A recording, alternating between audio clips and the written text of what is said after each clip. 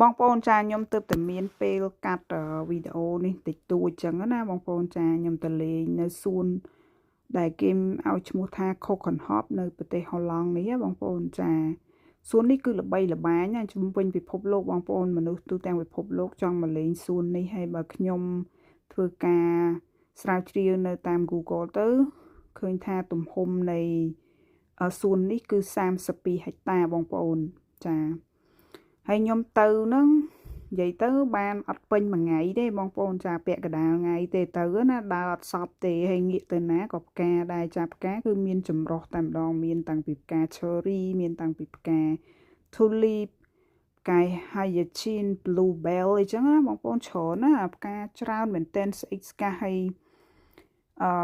មិនត្រឹមតែផ្កាទេគឺរៀបចំសួនដាំស្មៅអីល្អមែនទែនហើយដើមឈើធំធំណាបងប្អូនចាបើតាមប្រវត្តិសួននេះខ្ញុំមើលក្នុង Google ហ្នឹងគេដំបងគេធ្វើជាសួនរបៀបថាខាងក្រោយផ្ទះបាយចា Coconut ហ្នឹងភាសាអាល្លឺម៉ង់ភាសាហូឡង់ហ្នឹងគឺចង្ក្រានបាយបងប្អូនចា Coconut ណាកន្លែងចង្ក្រានបាយចាហើយគេធ្វើសួនហ្នឹងមើលពីប្អួចទៅរបៀបជាstyle របស់ប្រទេសអង់គ្លេសចាមានសួនច្បារមានតពាំងទឹកមានអីចឹងទៅមានស្ពានមានអីចឹងណាបងប្អូនរួចហើយក៏គេពង្រីកទៅតាមឆ្នាំរហូតបន្តបន្ទាប់ចឹងទៅរឿងរ៉ាវវាវែងឆ្ងាយចាប្រវត្តិសាស្ត្រនៃសួននេះចាខ្ញុំមើលហើយចូលទៅក្នុងហ្នឹងអត់ចង់ចេញមកវិញទេបើបងប្អូនស្រឡាញ់ផ្កាណាចាគឺមានគ្រប់ប្រភេទហើយក្លិនអាផ្កា hyacinth ហ្នឹងគឺថាក្អូបចាក្អូបមែនតែនក្អូបភាយក្នុងហ្នឹងហើយមានដើមឈើធំខ្ពស់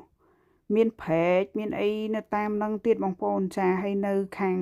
បើខ្ញុំគិតទៅដូចជានៅខាងជើងនៃសួនហ្នឹងគេមានដាំផ្កា tulip ទាំងចំការតែម្ដងហើយគេមានជីកព្រែកយើងអាចជួលទូកគេជិះតាមព្រែកហ្នឹងមើលសួនគេអញ្ចឹងបងប្អូនចាតែខ្ញុំគិតថាគេអត់ឲ្យចូលទេសួនហ្នឹងគឺជាសួន private អីអញ្ចឹងណាបងប្អូនចាសួននេះគឺតាក់ទាញ